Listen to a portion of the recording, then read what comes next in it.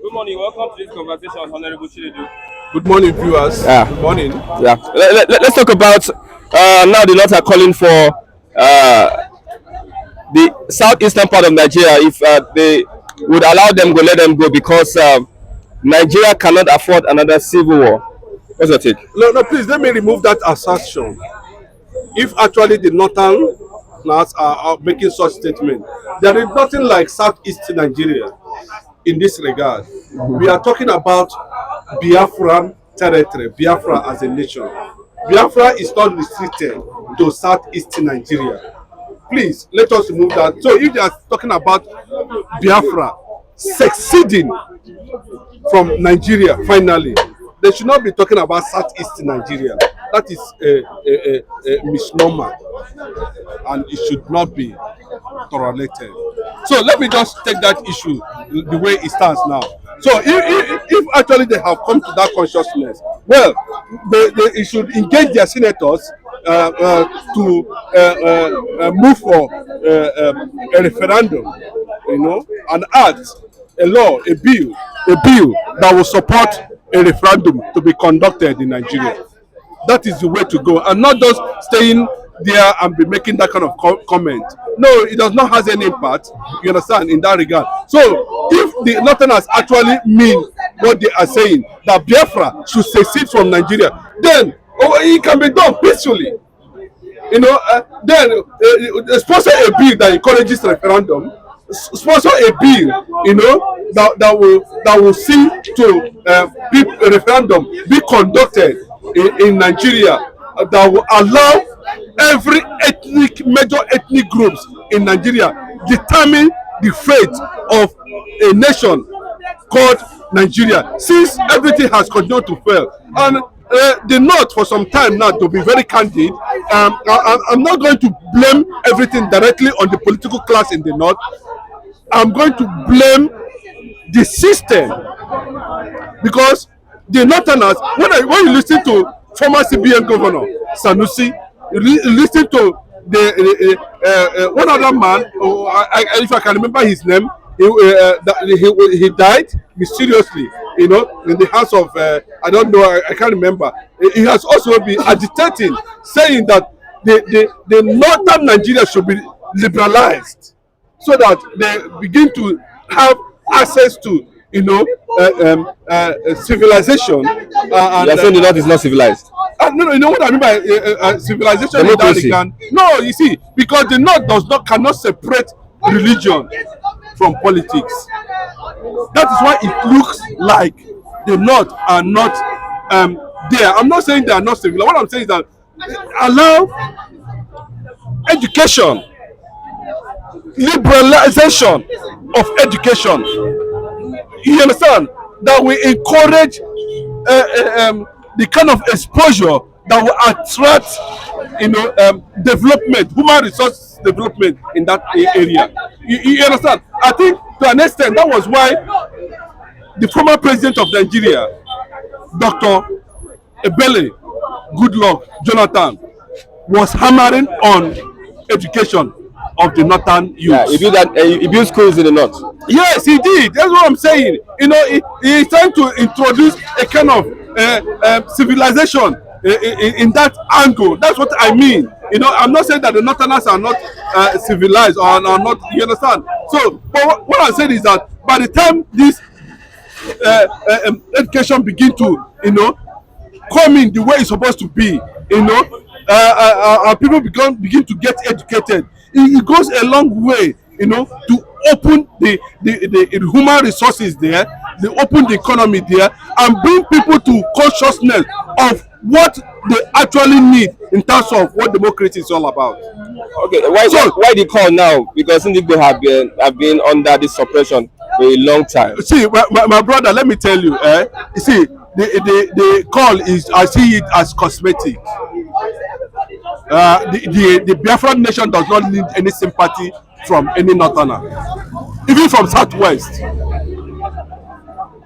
The Biafran West nation, I repeat, does not need any sympathy from any northerner or any southwesterner. We don't need such kind of statement that does not add any value to us. We don't need it.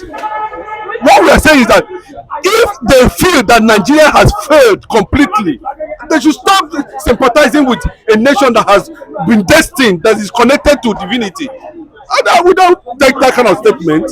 Nobody's going to take that kind of statement. Therefore, it's connected to a source. So it's not about trying to play politics as if they don't know that Igbos has been calm for the past 60 years in Nigeria doing their bit, contributing massively to the development of Nigeria, irrespective of this recent demolition of Igbo properties in Lagos. I look at Sanwo-Olu, sometimes I laugh, the timing is wrong. Trying to see, APC will lose Lagos State. A day will come, if Nigeria did not break, APC will lose Lagos State. There's no doubt about it. There's no doubt about it. APC, Lagos State have become a major source of funding to the detriment of what we are talking about when you talk about election. Because of what they did in Lagos, and that is the same thing Wike. Yes, on Wike is trying to do, but Fubara resisted him. He wants to sit on the wealth of Rivers State so that he will use the wealth to now build his political empire. And unfortunately, Rivers State no be Lagos. Yeah, economist Riwen says that we have more lunatics under Tinubu's government than other previous administrations. Everybody is mad now. Everybody since Tinubu came to power has become disabled. Every Nigerian now, I'm talking to you, is disabled under Tinubu's administration. The man is 200% right. Let me don't say 100%. Everybody is disabled now.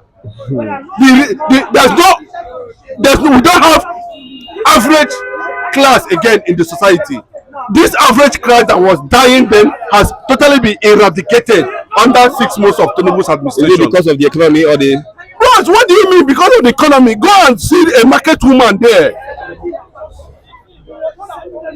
Those who that provide, when we finish doing our activities, we come home, we need to buy 1 or 2 things to keep body and soul together.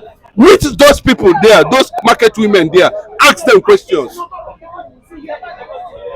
You see what they are going through on daily basis.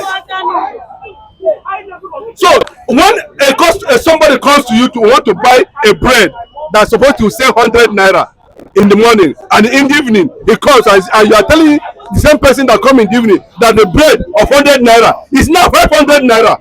You first of all, it will give you psychological torture. I want you to understand it from that angle.